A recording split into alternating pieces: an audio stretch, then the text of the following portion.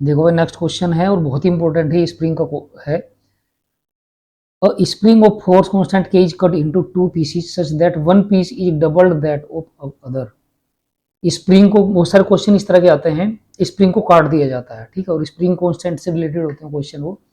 तो यहाँ पे क्वेश्चन है कि एक के कांस्टेंट का, फोर्स कांस्टेंट का स्प्रिंग है और उसको दो हिस्सों में काट दिया जाता है, और जो एक हिस्सा है उसका एक पीस है वो दूसरे पीस से लेंथ में डबल है, ठीक है। Then the long piece will have the force constant of, तो जो लॉन्ग पीस है उसका फोर्स कांस्टेंट आपको बताना है कि कितना होगा, के टर्म्स में आपको बताना है, ठीक है। जब कभी भी स्प्रिंग को काटने वाले क्वेश्चन हो, जैसे ये कोई स्प्रिंग था, ओरिजिनल लेंथ उसकी एल है, स्प्रिंग कांस्टेंट उसका के है, और उसको काट दिया कैसे भैया, इस तरह से काट दिया कि उसकी लेंथ, एक पीस की जो लेंथ है दूसरी पीस की लेंथ का कितना है भैया, 2 टाइम्स है, ठीक है। तो अगर इसकी l/3 हो जाएगी तो इसकी कितनी हो जाएगी भैया, 2l/3 हो जाएगी, और ओरिजिनल लेंथ कितनी थी, l थी। और सपोज फोर्स कांस्टेंट जो बड़े वाला पीस है उसका के डैश है, तो वो आपको निकालना है। तो देखते हैं भैया कैसे कर सकते हैं इसको।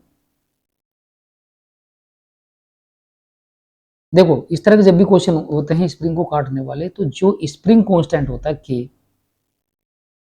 Spring constant is inversely proportional to the length होता है भाई, स्प्रिंग की जो लेंथ होती है उसकी इनवर्सली प्रोपोर्शनल होता है, ठीक है। तो ऐसा लिख सकते हैं, सपोज इसके और इसके लिए हमको निकालना है, तो सपोज इसका K1 है, तो K1 अपॉन K2 अगर हम करेंगे तो कितना हो जाएगा भैया, L2 अपॉन L1 हो जाएगा।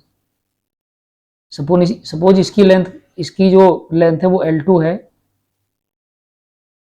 और इसकी लेंथ L1 है जो कि L है, L के टर्म्स में हमको ये निकालना होता है, ठीक है।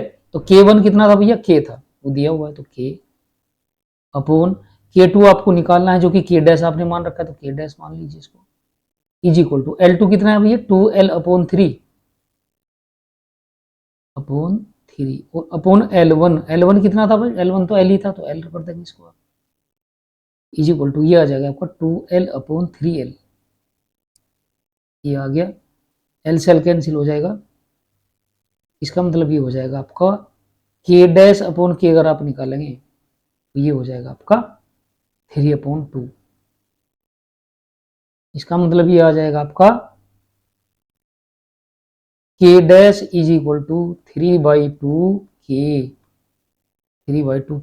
ये आपका आंसर आ जाएगा 3/2K, तो ये रहेगा K डैश, ठीक है भाई। तो यहाँ पर इंपॉर्टेंट चीज ये, अगर स्प्रिंग को काटते हैं तो स्प्रिंग कांस्टेंट जो नए स्प्रिंग का होगा वो लेंथ के इनवर्सली प्रोपोर्शनल होता है।